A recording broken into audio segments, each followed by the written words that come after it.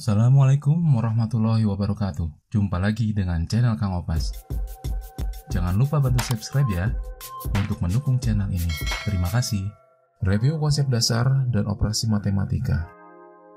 Matematika ekonomi merupakan salah satu terapan dalam matematika murni. Oleh sebab itu, matematika murni dipelajari sebagai dasar untuk memahami matematika ekonomi. Namun tidak semua topik dalam matematika murni yang dipelajari untuk memahami matematika ekonomi dan bisnis. Topik-topik matematika murni yang bersangkutan antara lain fungsi, program linier, matriks, deret, dan kalkulus, limit turunan, dan integral. Selain itu, penggunaan variabel-variabel juga diberlakukan dalam matematika ekonomi dan bisnis. Biasanya, variabel-variabel yang digunakan dalam matematika murni adalah X, Y, atau Z. Dalam matematika ekonomi dan bisnis, variabel-variabel yang digunakan melambangkan suatu istilah ekonomi. Misalkan, P berarti harga, C berarti biaya, Q berarti jumlah yang diminta, R berarti penerimaan atau revenue, I besar berarti investasi, dan I kecil adalah tingkat suku bunga, interest. Matematika merupakan suatu alat analisis yang digunakan dalam berbagai bidang ilmu, salah satunya ilmu ekonomi.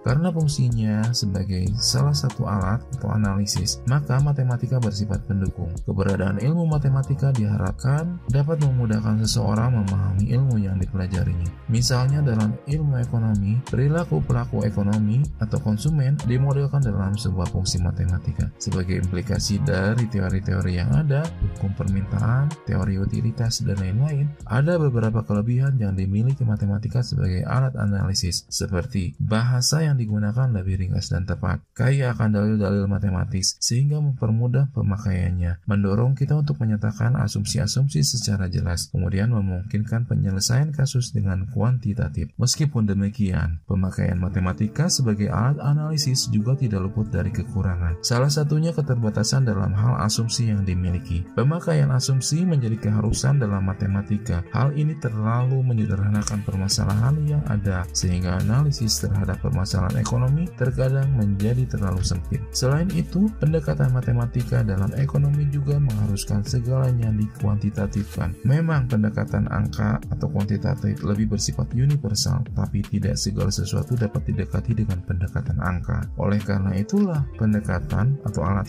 analisis dalam ilmu ekonomi seharusnya lebih komprehensif, tidak terbatas pada pendekatan secara matematika saja, tetapi juga memahami konteks keilmuan yang ada, sehingga analisis yang sifatnya kualitatif juga dapat dilakukan. Dalam memahami alat matematika untuk analisis ekonomi, ada beberapa hal dasar yang perlu dipahami, seperti model matematika, operasi hitung matematika, persamaan dan ketidaksamaan, bilangan, operasi aljabar atau operasi matematika lainnya, seperti penyederhanaan dan pemfaktoran. Operasi hitung matematika. Berapa hasil dari soal berikut? Perhitungan sederhana ini dapat membuat jawaban rancu karena terdapat dua versi perhitungan. Apakah pembagian terlebih dahulu atau dihitung dari sebelah kiri terlebih dahulu?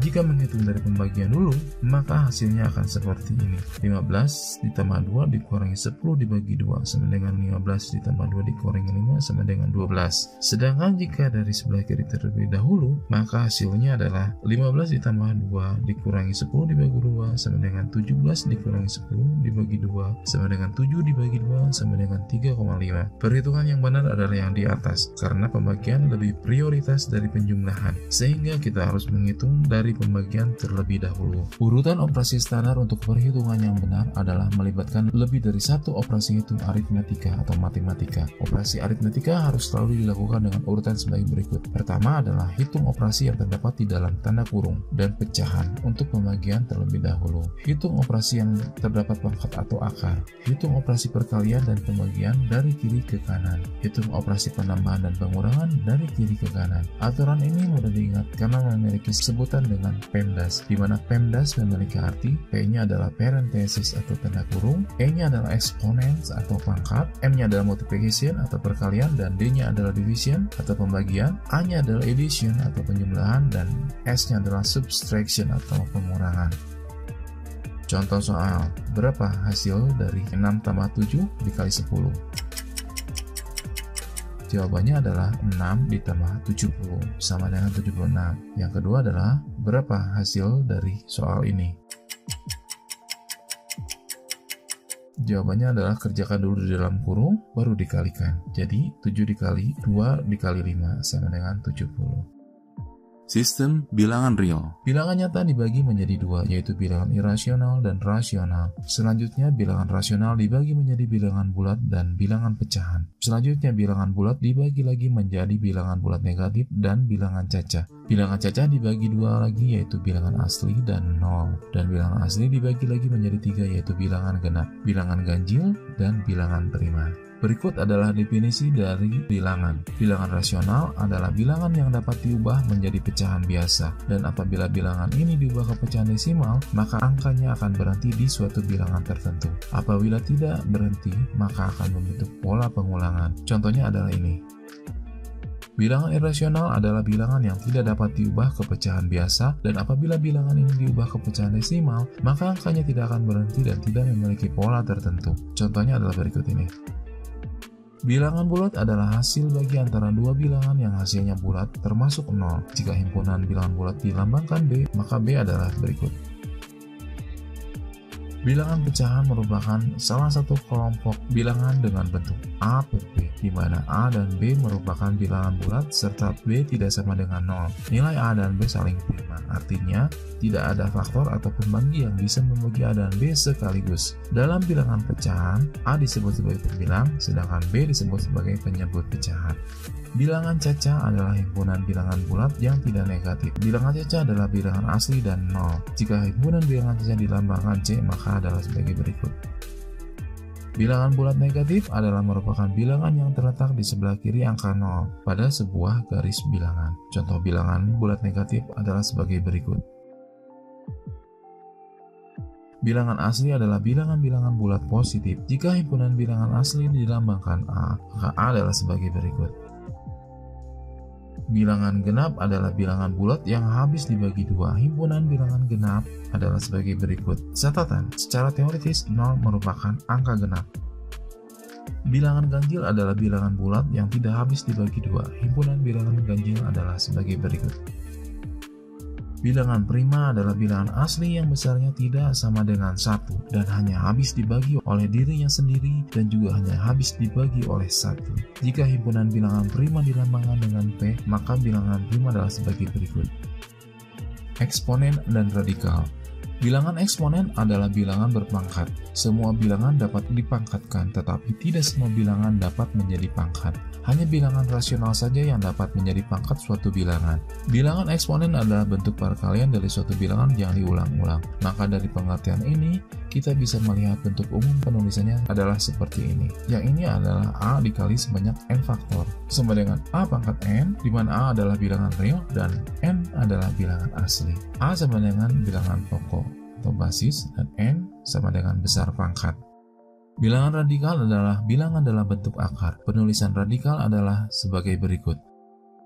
Dibacanya akar pangkat N dari A, di mana akar A disebut bentuk akar atau radikal. Akar A ini disebut lambang bentuk akar, N disebut indeks atau pangkat akar, A disebut radikan atau bilangan di bawah tanda akar, dengan A bilangan real positif atau bilangan real negatif. Berikut adalah contoh bentuk akar, dan ini adalah contoh bukan bentuk akar. Bilangan ini bukan bentuk akar karena kita dapat menentukan bilangan rasional untuk nilai tersebut. Misalkan akar 4 sama dengan 2, akar 9 sama dengan 3, dan seterusnya. Operasi aljabar. Operasi hitung yang dikenal dalam matematika ada 4. Penjumlahan, pengurangan, perkalian, dan pembagian. Selain operasi hitung, dikenal pula sifat-sifat yang terdapat dalam operasi hitung itu sendiri, seperti sifat komutatif, asosiatif, distributif, dan lain-lain. Tidak semua sifat berlaku dalam operasi hitung. Mungkin sifat tertentu hanya berlaku pada operasi tertentu saja, dan operasi tertentu hanya memiliki beberapa sifat saja. Berikut akan dijelaskan sifat-sifat pada operasi aljabar. Pertama adalah komutatif. Sifat atau hukum komutatif merupakan sifat yang berlaku pada operasi penjumlahan dan perkalian, di mana operasi kedua bilangan tidak ditentukan oleh urutannya.